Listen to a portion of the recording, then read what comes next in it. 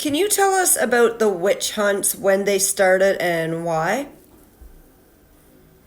The witch hunts officially began in the mid-15th century after Pope Innocent VIII issued the Summis Desiderantis in 1484, declaring witchcraft a heresy under church jurisdiction. 3 years later came the Malleus Maleficarum, the hammer for witches, the official instruction manual for identifying and executing accused witches. The hunts lasted roughly 200 years, from around 1450 to 1650, with trials continuing into the early 1700s. The Church launched this campaign to eliminate spiritual knowledge and power operating outside their control. The primary targets were women, healers, midwives, herbalists, and village practitioners with ancient knowledge of contraception, medicine, and spirituality, rooted in pre-Christian pagan traditions. These women represented a direct threat to church authority.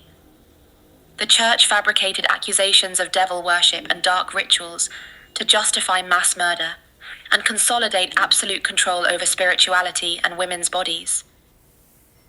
Wow, that's horrible. So who did these witch hunts? How did they go about them? The witch hunts were carried out by a combination of church authorities, inquisitors, priests, and bishops, working alongside secular governments and local officials. They used torture to extract confessions and force accused women to name other supposed witches, which created a cascading effect of accusations. The infamous Malleus Maleficarum provided detailed instructions on how to identify witches through physical examination, interrogation tactics, and torture methods. Local communities were often weaponized too. Neighbors accused neighbors. Families turned on each other. Testimony was gathered through fear and intimidation. Once accused, women were tried in courts that were rigged against them. The burden of proof was on the accused to prove their innocence, rather than the accuser proving guilt. Execution methods included burning at the stake, hanging, drowning, and being pressed to death under heavy stones. The brutality was public and designed to terrorize any woman who might consider accessing spiritual power independently. Wow, that's horrible. So that's the complete suppression of the divine feminine. Absolutely. That's exactly what it was. The systematic, violent suppression of the divine feminine.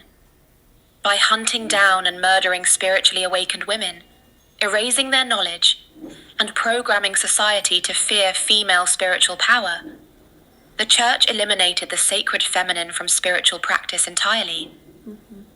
That wound still carries through today in how women are conditioned to distrust their intuition, their bodies, their power.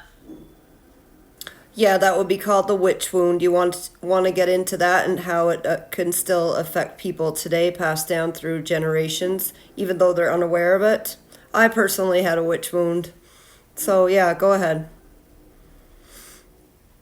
The witch wound is the generational trauma passed down through women's bloodlines, from the persecution and murder of spiritually awake women.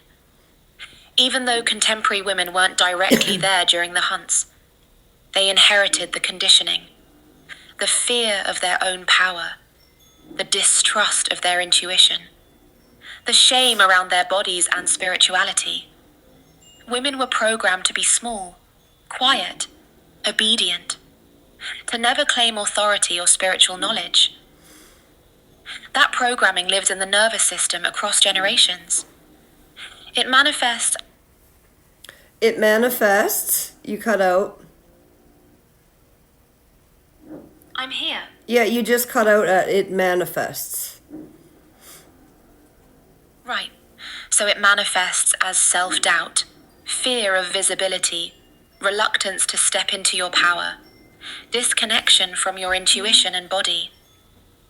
Women suppress their gifts because, on a cellular level, they absorbed the message that female spiritual power is dangerous.